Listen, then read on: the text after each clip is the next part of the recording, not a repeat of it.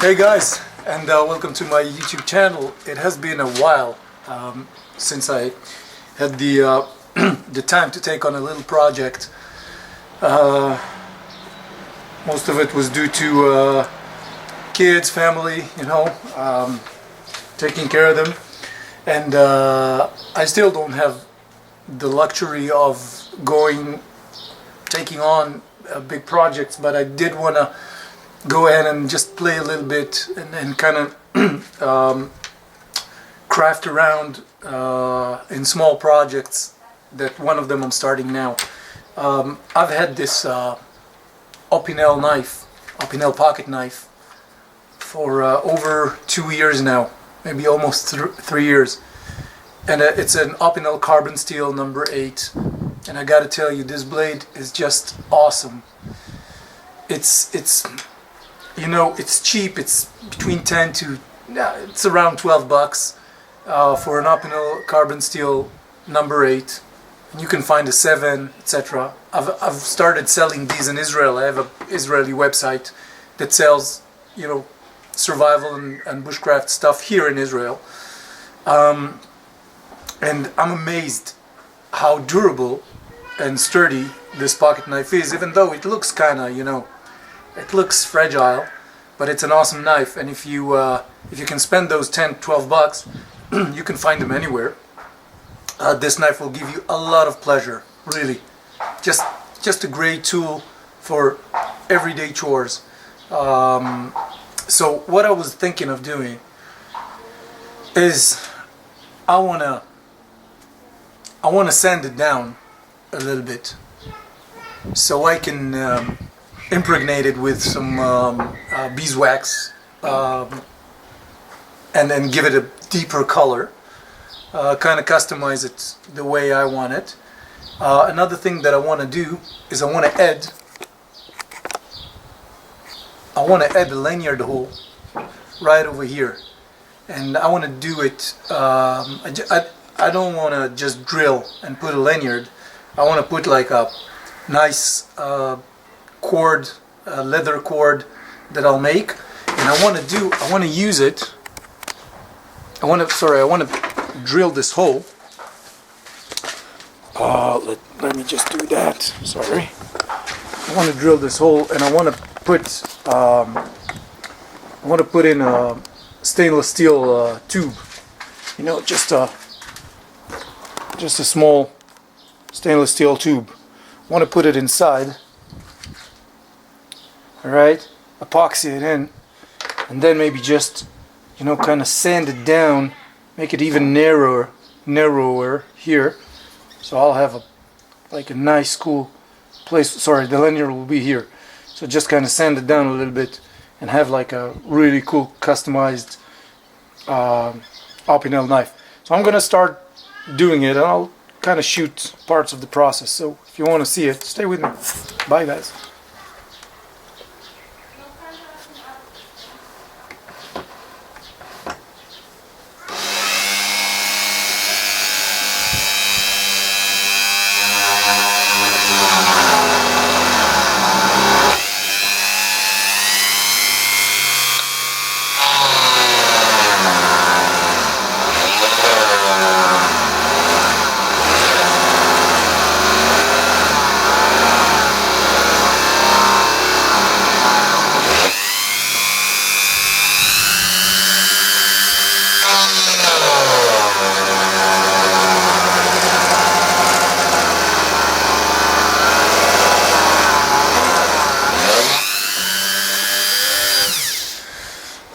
Now, just before I go all the way in, I wanna put a piece of board underneath here, so I don't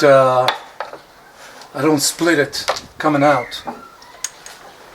I found it to work very well. Otherwise, you might kind of split the wood out like a puncturing, like an outer. Like when a bullet comes out, and you got like a outer hole. Now, I'm really careful with the blade. Usually I will coat it, but it's a small blade. Like I will put some tape on it, but I'm holding it pretty sturdy with my hand. It's really hard clamping it down because it's rounded, so I'm gonna go slow here.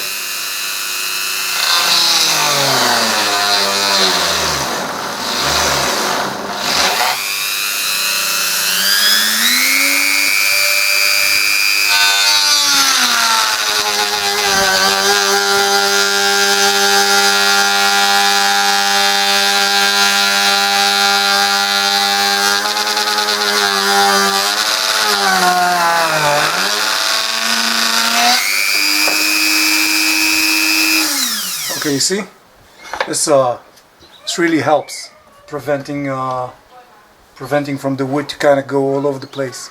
So you get a clean hole, coming in and a nice clean hole coming out. And now I can just, play with it before I make it bigger.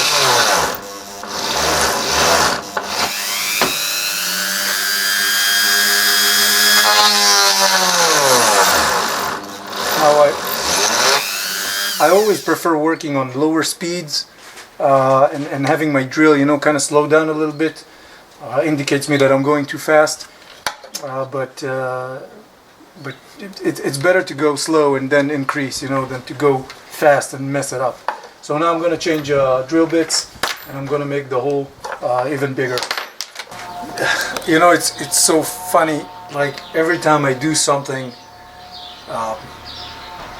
that has to do with tinkering or customizing stuff, I always at some part I get overwhelmed by memories. Now I'm using this hand drill. It's made by Skill, and you can find Skill today, but today they make it in Taiwan or Japan or China or wherever, and it's not the same. This is a drill that belonged to my grandfather, Shlomo. His name was Shlomo, like King Solomon, and he was born in Egypt. And I don't know when this drill was made, but it is made in Chicago, made in the USA. This is no crap. This is good stuff. And I remember him having this hand drill, and he died mid 90s. Sorry, yeah, 97. He died in 97. And I think he had this drill, I don't know, maybe late 70s or the beginning of the 80s. And this is good stuff. This is real. This is the real deal, American made. Never went bad on me. I took it from his shade after he passed away. And he was born in Egypt, and he was the one buying me all my knives, including this piece of crap. You remember these? You have a spoon and a fork, bushcraft knife. And I used to take it with me to the scouts. Knife is horrible, saw is terrible, but it's full of memories. So I'm gonna drill it and stop blabbering about it. It's really funny what kind of construction you come up with when you don't have the proper tools. Like what the hell is this? I don't know. Let's make it work. Let's just make it work.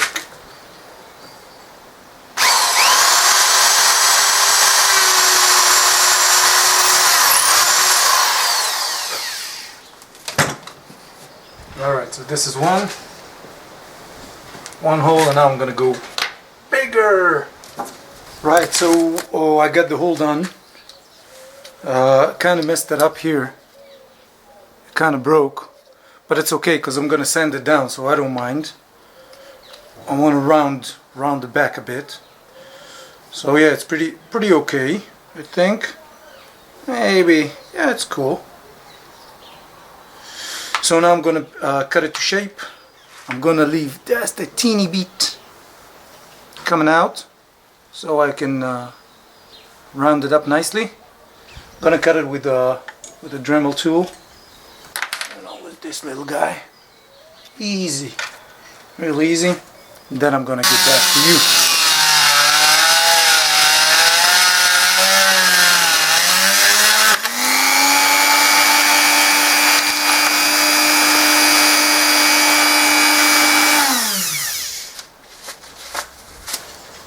This is just a little trick I like doing when I work with epoxy. I just put some, you know, some regular tape on my table, just a few pieces. Then I make it a working, kind of a working station, and I can just peel it off and throw it away.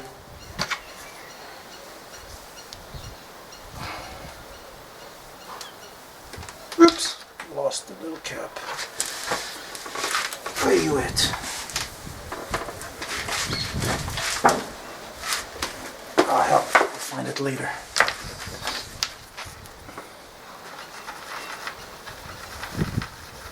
I don't need much, just need a little bitty to get it in there. Once you got it all nicely even mixed, you can take just a bit, put it inside, kind of paste it in there nice and even. I'm gonna get some more on the tube itself before I put it in. No, you know what? There's no need to put it on the tube itself. There's a nice, really nice, even coating inside. And it's okay to put even put more than you really need, because you're gonna wipe it anyway. Just make sure you get it on all the pieces inside. See? Don't need a lot. Now for the tube, just gonna put it in there. There is one thing you need to take in consideration, that when you put it in, a lot of the epoxy just kind of gets inside the tube. Okay? So you wanna make sure you clean the tube so you don't get it epoxy jammed. Now what I'm doing here, where I broke it, okay, where I broke the piece, I'm just gonna fill it with epoxy. Reason being that when I'm gonna sand it off, I don't want my sanding paper to shave more edges or get stuck. I want to have an even surface. So if I fill it with epoxy, which I'm gonna sand down anyway, I'm kind of hardening the place itself, making it easier and safer to work with. I'll do the same thing here at this edge. I'll take a little more.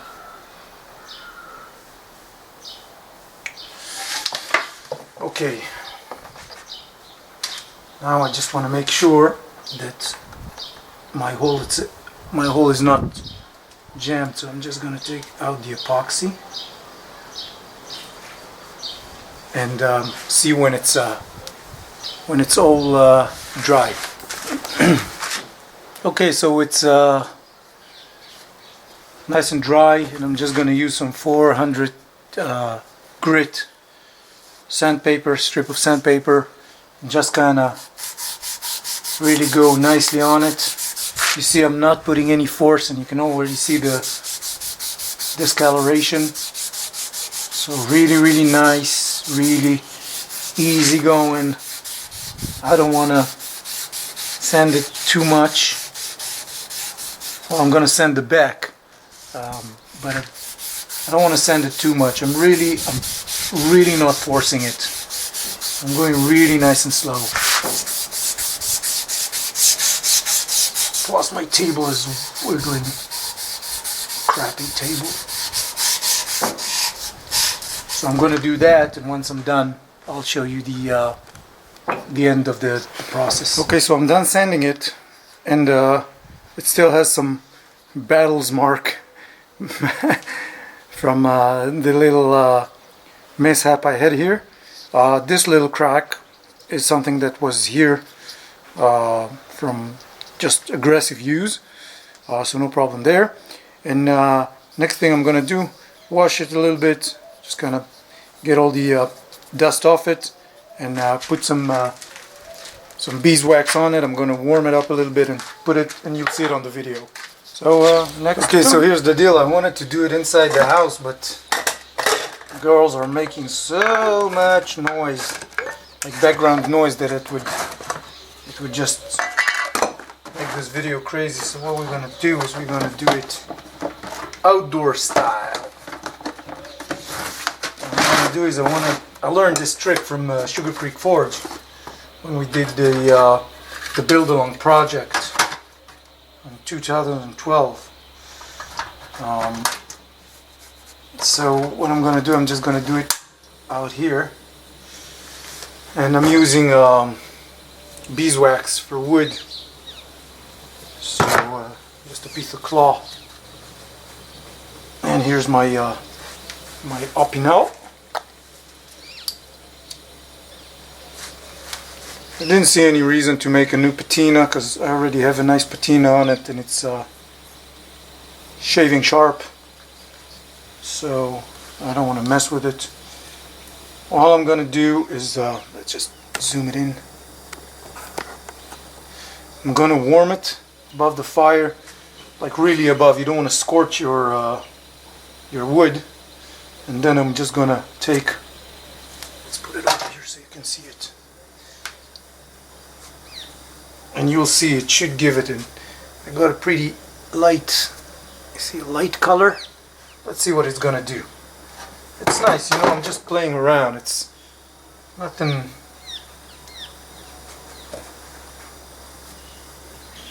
Yeah, I just want to heat it, you know. I want to heat it so when the wax is on the blade, is on the sorry, on the handle, it will kind of melt inside the wood.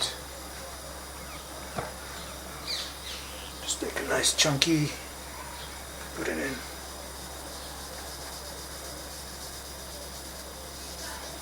And I already see that it's giving it like this kind of reddish, whitish color. I don't know what to call it, but I like it.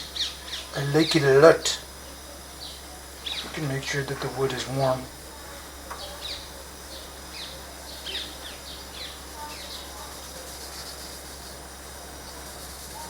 Kind of make sure it goes in all those little places. It's a hell of a windy day outside. There's like a sandstorm coming from Egypt or whatever, pushing a whole lot of sand in.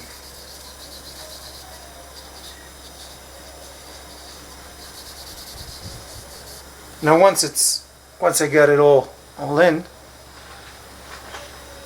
I'm gonna let it dry for a sec. Show you how nasty the weather is, because it's like nasty. Look at it. You can't see nothing. It's like everything outside is, sorry, everything is outside is like stormy, and it's hot, it's warm. It's like 80, but it's just nasty. Looks as if we're inside a cloud, but this is no cloud. This is just nasty dust.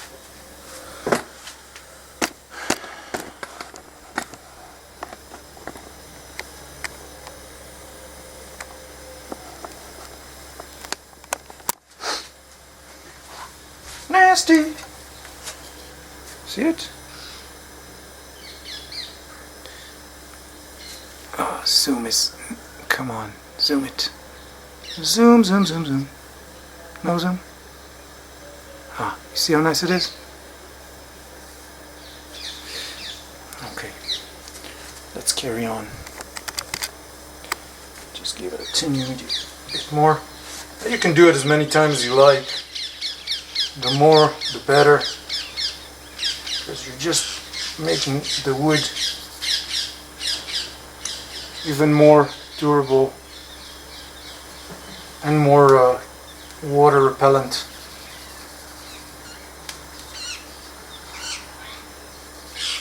And it's just nice. Yeah, so I think this is the end of the project, and I will add a photo at the end with the lanyard. I'm just going to do a cobra knot at the back with a very gentle leather string. So I hope you like it, and see you in the next projects. Bye.